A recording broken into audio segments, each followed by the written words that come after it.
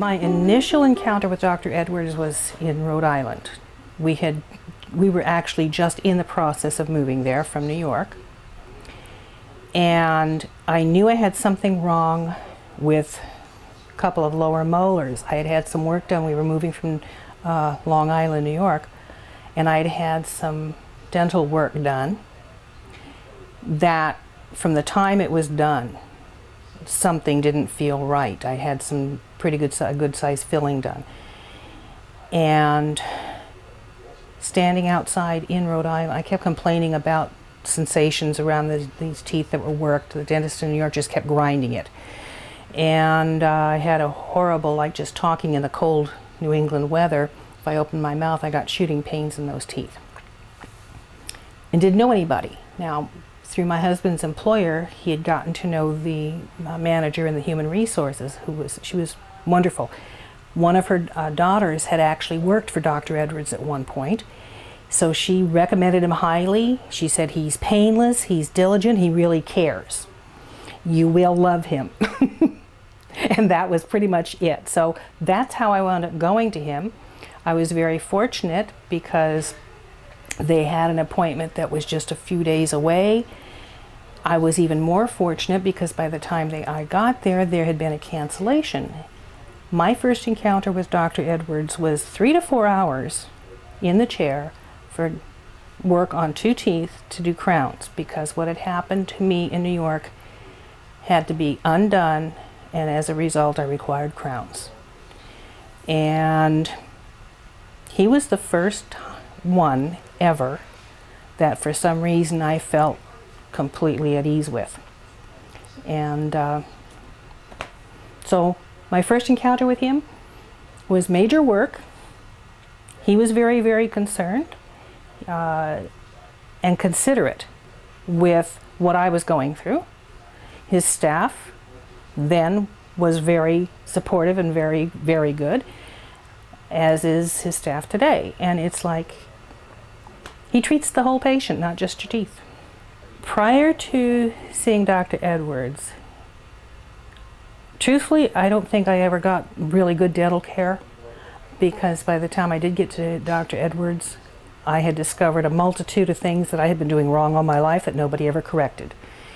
And anytime I did go to a dentist, it was a white knuckle job, because it's like most people don't like going to dentists anyway.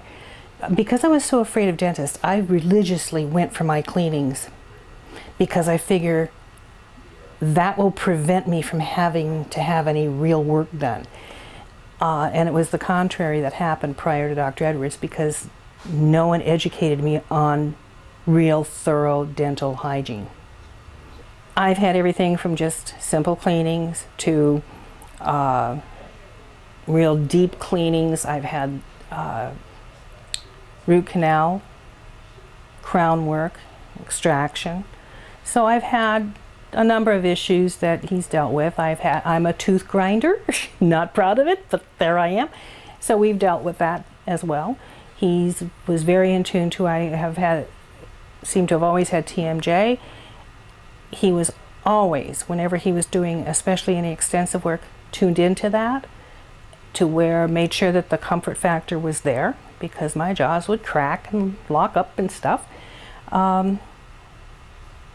So he's done pretty much everything you can possibly do to me. And I trust him implicitly. If he says this is what needs to be done, then this is what needs to be done. I also trust his referrals. Had wisdom teeth extracted in Rhode Island. He referred me to that oral surgeon. I felt completely at ease. He was extremely good. He happened to, as a side note, look at the crown and he says, that's got to be Chris's work. He's a true artist. That makes you feel good when another dentist recognizes that kind of work. Especially when it comes to dental benefits. When I first started with Dr. Edwards, he was an in-network provider, and this was in Rhode Island. He had then informed us one time that he was going to become an out-of-network provider because the reimbursement rates for him And the reimbursement rates for him were very low, and the control that the dental insurance companies had over what he could or couldn't do and how he could or couldn't do it restricted what he felt was best for his patients. I've seen these same controls of insurance companies, not just in dental care, but in health care as well. And I've seen it from both sides, as a patient and as working in healthcare facilities. I did an extensive review to determine, as much as we like him, if it's going to cost us thousands of dollars to go to him when we're paying for insurance benefits, we may have to reevaluate. And the bottom line was, out-of-pocket expense for him being an out-of-network provider is minimal. I was really surprised. Cleanings are still covered. Doesn't matter if they're in-network or out-of-network. Some plans might be slightly different on that, but in general, for me anyway, my husband and I, our cleanings are covered. Where you run into a minimal out-of-pocket expense that's a little higher than if he were in-network is when you have something like crowns or something extraordinary. But when you look at the scope of things, it's so minimal, it's negligible to even think about as far as selecting another dentist as opposed to staying with Dr. Edwards. If it's basic routine stuff, I don't think there's much of a difference. Like I know when I think my husband had a filling or something years ago, I think that had he been an in-network provider, it would have the difference between that and him being out of network, I think the bottom line was like $3 or $4, literally. With crowns, when you consider how much a crown process actually costs, it may cost us about, $80 or so more. But the reimbursement that Dr. Edwards gets and the freedom it affords him to use quality labs for the materials, as opposed to the insurance company dictating that you use Joe Blow lab out of some garage or God knows what. We see this not just with dental but with healthcare as well, right on down to labs for blood work and so forth. Providers sign contracts with insurance companies saying, we will accept, and they negotiate fees, and we'll accept. And the insurance companies want the cheapest payout possible, let's face it. And the old adage, you get what you pay for, is sometimes very true. Not always, but sometimes it's very true. With Dr. Edwards being as demanding as he is for quality, for the small amount of difference, to get that quality as opposed to going to someone the insurance company says you have, that is in control of, and risking our health, our dental health, forget it. It's a no-brainer. He demands excellence of himself. It's obvious in what he does. He really cares about what he's doing for his patients. And the fact that I always felt at ease. He was and still is very, very in tune to patient comfort.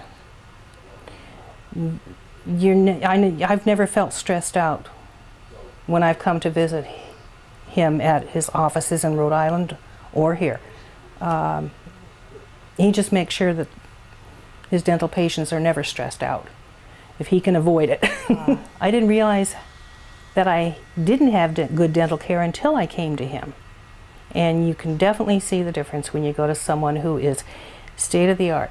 He himself is constantly studying.